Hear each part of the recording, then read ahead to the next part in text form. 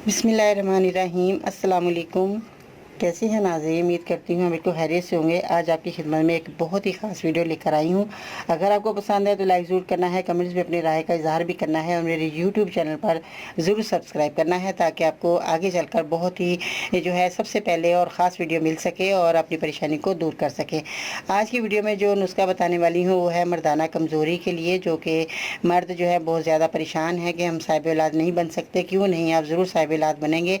आपकी कमज़ोरी घर बैठे ही दूर होगी। आपने मेरे इस नुस्खे को इस्तेमाल करना है तो आपकी परेशानी दूर हो जाएगी। तो आइए जानते हैं कि आपने क्या चीज़ें लेनी है और किस तरह इसका इस्तेमाल भी करना है।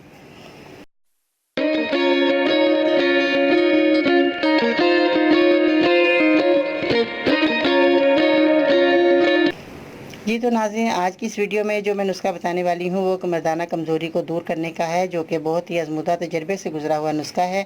आप इस्तेमाल करेंगे तो इंशाअल्लाह ताला आप हमेशा के लिए इस परेशानी से दूर हो जाएंगे। तो ये जो नुस्खा है इसमें जो है अस्कंद नागौरी का आपने इस्तेमाल करना है। अस्कंद नागौरी जो है आपने इस तरह की मोटी लकड़ी होगी, इस तरह की आपने लेनी है। बारीक वाली आपने हरगिज़ नहीं लेनी, क्योंकि बारीक लकड़ी में बिल्कुल ताकत नहीं होती।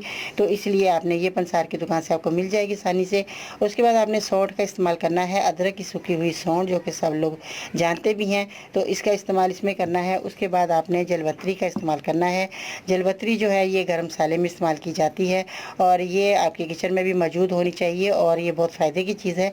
इसको खानों में ज़रूर इस्तेमाल किया करें ज़्यादा से ज़्यादा। और ये जलवत्री का भी इस्तेमाल इसमें करना है। वो कितना है मैं अब आपको क्वांटिटी बताती हूँ कि कितनी आपने लेनी है और किस तरह आपने इसको खाना है।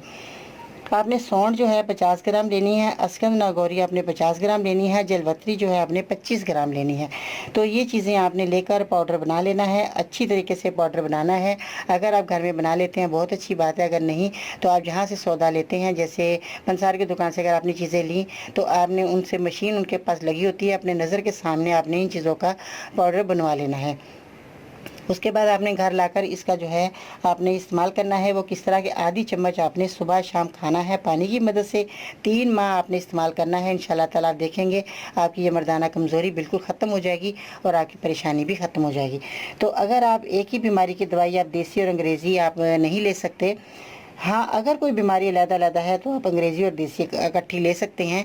तो इसलिए ये जो है अंग्रेज़ी दवाइयाँ को जो है नुकसान छोड़ कर जाती हैं, इसलिए देसी दवाइयों का कोई साइड इफ़ेक्ट नहीं है और इसकी कोई परेशानी वाली बात नहीं है।